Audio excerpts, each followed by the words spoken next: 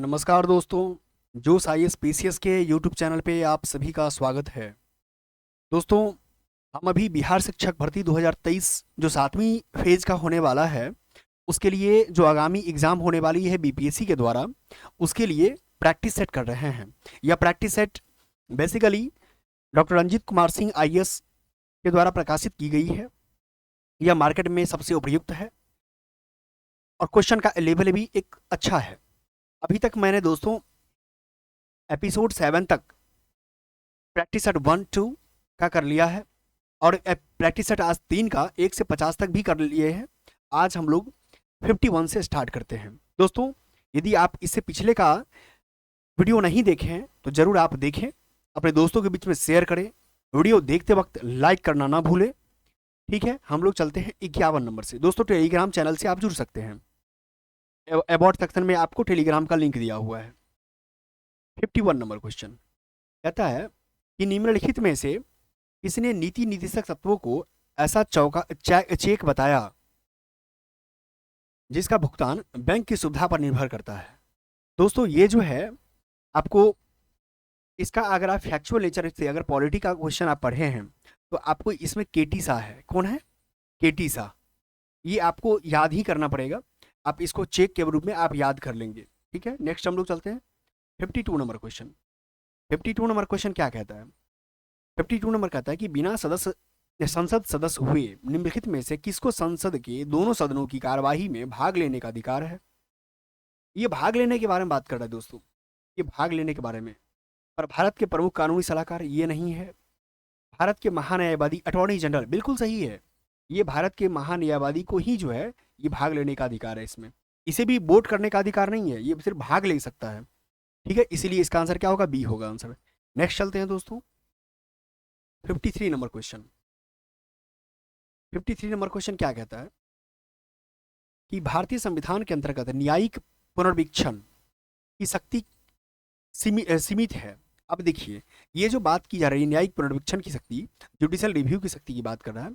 ये जो बेसिकली बात ये हो रही है कि जो विधि द्वारा स्थापित प्रक्रिया है, जो हमारे यहाँ विधि द्वारा जो स्थापित प्रक्रिया है, आर्टिकल्स ये 14 की बात हो रही है।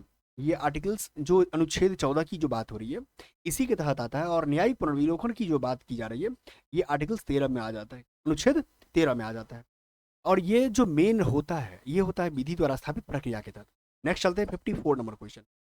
पता किसका संबंध केंद्र राज्य संबंध के बारे में है। ये फैक्चुअल नेचर का क्वेश्चन है दोस्तों। केंद्र राज्य संबंध से, केंद्र राज्य संबंध में जानते हैं बेसिकली कुछ नाम इंपॉर्टेंट है, मैं आपको मेंशन करवा देता हूँ अगर आगामी बीपीएससी के द्वारा पूछा गया क्वेश्चन है। ये होगा राजा मन्नार, इसके तहत इस आंसर होगा राजा मन्नार समिति। इससे पहले अगर बात करें आप तो इसे देख सकते हैं, ये सरकारिया समिति भी हो सकता है, सरकारिया। दूसरा कह सकते हैं सरकारिया के बाद पुंछ। ठीक है, पुंछ कमीशन भी कह सकते हैं, इसी से संबंधित केंद्र राज्य संबंध से जुड़ा हुआ है। नेक्स्ट हम लोग चलते हैं 55 नंबर क्वेश्चन। 55 नंबर क्वेश्चन क्या कहता है? 55 नंबर कहता है कि पंचायत समिति के प्रधान का चुनाव कौन करते हैं? प्रधान का चुनाव यानी प्रधान, यहाँ पंचायत समिति का प्रधान कौन होता है? अगर आप ब्लॉक लेवल पे देखें तो इसको प्रमुख कहा जाता है, प्रमुख कहा जाता है। ठीक है, आप बताइए कि पंचायत समिति के जो प्रमुख का चुनाव कौन करता है? तो पंचायत समिति के जो सदस्य होते हैं वही करते हैं। ठीक है, इसका आंसर सी हो जाएगा। नेक्स्ट हम लोग चलते हैं ऊपर 56 नंबर क्वेश्चन। क्या कहता है? किसी विधेयक पर मतभेद होने पर संसद के दोनों सदनों की संयुक्त बैठक यानी ज्वाइंट सेशन की बात कर रहा है, बुलाए जाने पर उसकी अध्यक्षता कौन करता है? ठीक है, ये दोस्तों लोकसभा का अध्यक्ष करता है। कौन करता है? ये ज्वाइंट सेशन बुलाने का अधिकार जो है, ये आहूत करने का अधिकार किसको है? राष्ट्रपति को है। ये राष्ट्रपति करते हैं आहूत। ठीक है, मतलब स्टार्ट जिसको कह सकते हैं आप। और अध्यक्षता कौन करते हैं? लोकसभा का अध्यक्ष करते हैं। नेक्स्ट चलते हैं 57 नंबर क्वेश्चन। क्या कहता है कि संघात्मक सरकार एक कमजोर सरकार है, क्यों? अब देखिए, संघात्मक सरकार क्यों कहा जाता है कमजोर सरकार है? फेडरल गवर्नमेंट की बात हो रही है। कहता है कि यह आकस्मिक संकट का सामना प्रभावी ढंग से नहीं कर सकती। ये गलत है, करती है दोस्तों। जैसे मान लिया जब भारत को अगर देखें हम तो कोविड के दौर में किस प्रकार से फेडरल गवर्नमेंट ने एक मतलब केंद्र और राज्य दोनों मिल करके जो है एक कोई आकस्मिक घटना को, कोविड एक जैसी महामारी को जो है निपटने में सहायक सिद्ध हुआ था। ये कहता है सामाजिक आर्थिक विकास नहीं कर सकती दोस्तों, ऐसा नहीं है, ये भी गलत है। स्थानीय स्तर पे लोकतंत्र को सुदृढ़ कर सकती है। स्थानीय स्तर पे लोकतंत्र को फेडरल की बात नहीं होती है, ये अलग है। लाइन तो सही है, बट ये इसके तहत नहीं होता है, इसलिए ये गलत है। नेक्स्ट चलते हैं 57 का डी ऑप्शन। 57 का डी ऑप्शन क्या कहता है? यह राजनीतिक, पॉलिटिकल और राष्ट्रीय एकीकरण नहीं कर सकते। बिल्कुल सही है। अगर फेडरल की बात किया जाए तो एकीकरण में दिक्कत होती है। ठीक है, इसीलिए आंसर क्या होगा? डी होगा। 58 नंबर क्वेश्चन। इसने कहा कि दबाव समूहों ने तृतीय दबाव समूह राजनीतिक दल सदन का नाम धारण कर लिया है। ये दोस्तों ये फाइनल के है, ये फैक्चुअल है दोस्तों। अगर मैं इसको कहूँ कि आप क्या करेंगे इसके लिए, तो आप इसको रिमेंबर कर लें, याद कर लें। ठीक है, रिमेंबर कर लें, क्योंकि इसमें इसका कोई और चारण है नहीं, रहता नहीं है। Next 59 number question. केंद्र में अंतरिम सरकार की स्थापना कब? इससे पहले दोस्तों हम लोगों ने पीवाईक्यू में कर लिया है और प्रैक्टिस सेट में भी कर लिया है।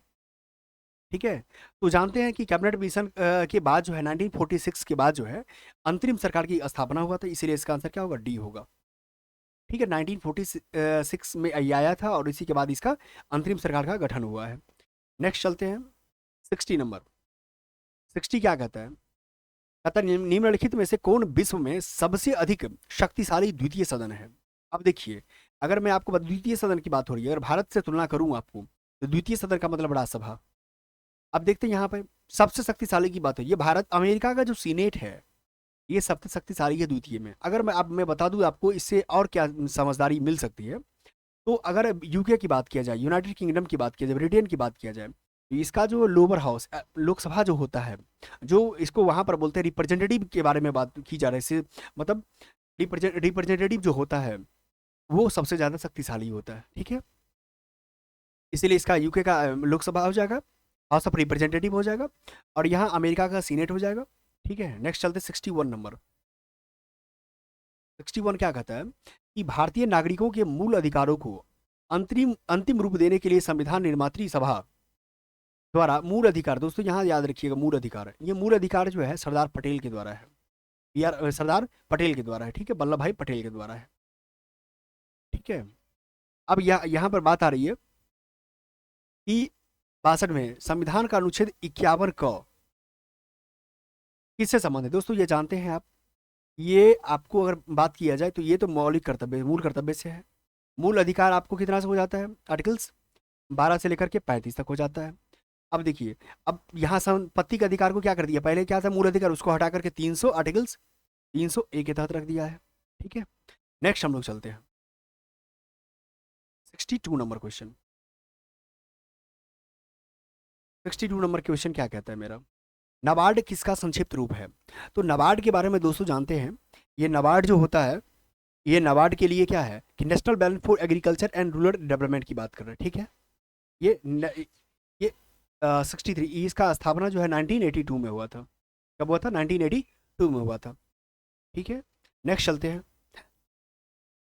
इसका जो स्थापना हुआ था नरसिम्हम कमेटी के आधार पे हुआ था। ठीक है, अब कहता है कि बायोफ्लॉक, ये बायोफ्लॉक तकनीक का उपयोग मुख्यतः किस क्षेत्र में किया जाता है? ये दोस्तों बायोफ्लॉक तकनीक का जो यूज होता है ये नीली क्रांति से होता है, ये ब्रू रिवॉल्यूशन से होता है, नीली क्रांति से होता है। ठीक है, अब नीली क्रांति का संबंध मत्स्य पालन से है। क्या है? मत्स्य पालन से है। अब बताइए, इसमें एक भी नहीं है, मधुमक्खी है, खनन है, विद्युत है, इसीलिए इसका आंसर क्या हो जाएगा? ई हो जाएगा, यानी उपयुक्त में से कोई नहीं। ठीक है, नेक्स्ट चलते हैं हम लोग 65 नंबर क्वेश्चन। 65 नंबर क्या कहता है कि निम्नलिखित में से कौन सा गांधीवादी अर्थव्यवस्था का मूल शब्द नहीं है? ठीक है, गांधीवादी की बात कर रहा है। आत्मनिर्भरता, बिल्कुल गांधी जी चाहते थे कि हम लोग सभी क्या हो, आत्मनिर्भर हो, ये होगा। विकेंद्रीकृत उत्पादन, बिल्कुल सही है। न्यायोचित वितरण, बिल्कुल सही है। केंद्रीकृत है दोस्तों, यहाँ जब देखिए विकेंद्रीकृत है और यहाँ केंद्रीकृत है, कभी नहीं होगा केंद्रीकृत। वो सेंट्रलाइज चाहते ही नहीं थे, गांधी जी चाहते थे विकेंद्रीकृत हो, यानी कोई भी अगर सरकार की बात हो उसका व्यक्ति के अंतिम क्षण तक जाए। ठीक है, पंक्ति में अंतिम व्यक्ति खड़े हो वहां तक कोई भी चीज का सुविधा पहुंचना चाहिए, इसलिए इसका आंसर ये गलत होगा और ये मेरा आंसर हो जाएगा फाइनल। 66 नंबर। आर्थिक असमानताओं को दूर करने के लिए महात्मा गांधी ने किस सिद्धांत का उपाय का उपयोग किया था? ये दोस्तों ट्रस्टीशिप का सिद्धांत है। क्या है ये? ट्रस्टीशिप का, न्यायसीता का सिद्धांत था। क्या था? न्यायसीता का सिद्धांत था। नेक्स्ट चलते हैं महात्मा गांधी के लिए 67 नंबर क्वेश्चन। 67 नंबर क्वेश्चन क्या कहता है कि भारत में 1 रुपए के नोट तथा सिक्के और छोटे सिक्के जारी किए जाते हैं, ये किसके द्वारा जारी की? ये दोस्तों 1 रुपये का नोट या सिक्के की बात किया जाए, ये वित्त मंत्रालय, वित्त सचिव करता है, वित्त सचिव करता है, ठीक है। और वित्त सचिव किसके अंतर्गत? भारत सरकार के अंतर्गत होता है, इंडियन गवर्नमेंट के अंतर्गत होता है, इसीलिए इसका क्या होगा आंसर? भारत सरकार होगा। नेक्स्ट चलते हैं, भारत में दार्शनिक मुद्रा प्रणाली किस वर्ष शुरू की गई थी? ये दोस्तों फैक्चुअल नेचर का है, 1957। दोस्तों जहाँ भी जिस प्रश्न में भी एक्सप्लेनेशन की डिटेल जरूरत पड़ेगा मैं जरूर वहाँ करूँगा, क्योंकि हमारा सेशन ही है प्रश्न को सिर्फ आंसर जानना नहीं, रिसर्च करना और पोस्टमार्टम करना, ठीक है। जिस प्रकार एक डेड बॉडी का पोस्टमार्टम किया जाता है, उसी प्रकार हम लोग प्रश्न का पोस्टमार्टम करते हैं कि यहाँ से संबंधित कोई भी क्वेश्चन यदि आता है तो हम लोग के सही से बाहर नहीं जाने वाला है। नेक्स्ट 69 नंबर क्वेश्चन क्या कहता है कि ब्याज दर, इंटरेस्ट रेट निर्धारित की जाती है कब? इंटरेस्ट रेट निर्धारित किया जाता है, ये दोस्तों निर्धारित करता कौन है? ये तो जानते कॉमर्शियल बैंक करता है, ठीक है। किसके लिए? अपने ग्राहकों के लिए करता है। लेकिन कब किया जाता है? जब मान लिया जाए लिक्विडिटी की जो बात आती है, तरलता अधिमान द्वारा जब होता है तब किया जाता है, ठीक है। किसके द्वारा किया जाता है और क्यों किया जाता है ये भी देख लिया। ये क्यों हो गया और ये द्वारा हो गया, ये द्वारा हो गया, ठीक है। नेक्स्ट चलते हैं, अल्प ब्याज नीति को क्या कहते हैं? ये दोस्तों अल्प ब्याज नीति का मतलब था कि उसका जो इंटरेस्ट पॉलिसी होगा क्या होगा? कम होगा, यानी सस्ती मुद्रा नीति की बात कर रहा है। क्या कर रहा है? सस्ती मुद्रा नीति की बात कर रहा है। 71 नंबर क्वेश्चन देखते हैं दोस्तों। 71 क्या कहते हैं दोस्तों? इसी तरीके से यदि आप मेरे इस एनालिसिस के साथ जुड़े हुए हैं तो आप अपनी एक सीट पक्की समझिए, क्योंकि जिस प्रकार से मैं एनालिसिस कर रहा हूं, हम लोग एक बार में 25 नंबर क्वेश्चन 50 क्वेश्चन करते हैं और वहाँ से एक कॉन्स्टेंट रिदम के साथ अपने आप को बना के चलते हैं। एग्जाम में आपका हाउ टू अप्रोच का डेवलप करवाने की कोशिश करते हैं कि एग्जाम में हॉल में कैसे आप बनाएंगे। नॉलेज आपके लिए ज़्यादा ज़रूरत नहीं है, साथ ही साथ नॉलेज के साथ साथ आपको ये भी जानना जरूरी है कि एग्जामिनेशन हॉल के अंदर कैसे हम प्रश्न को टिक कर पाएँ, सही टिक कर पाएँ। बैंक दर, किसकी ब्याज दर मानी जाती है? दोस्तों बैंक दर जो होता है, मैं आपको जस्ट अभी मैं बोला हूँ कि इंटरेस्ट रेट जो होता है कॉमर्शियल बैंक जनता के लिए करती है, और बैंक दर जो होता है आरबीआई अपने कॉमर्शियल बैंक के लिए करती है। बैंक टू बैंक होता है, यानी ये जो होता है ये वाणिज्यिक बैंक रिजर्व बैंक, ये वाणिज्यिक bank reserve bank of India से उधार लेती है, ठीक है। इसका आंसर क्या होगा? सी होगा, ठीक है। और जब मैंने आपको बता दिया बैंक और जनता के बीच में होगा तो ये क्या हो जाएगा? Interest rate.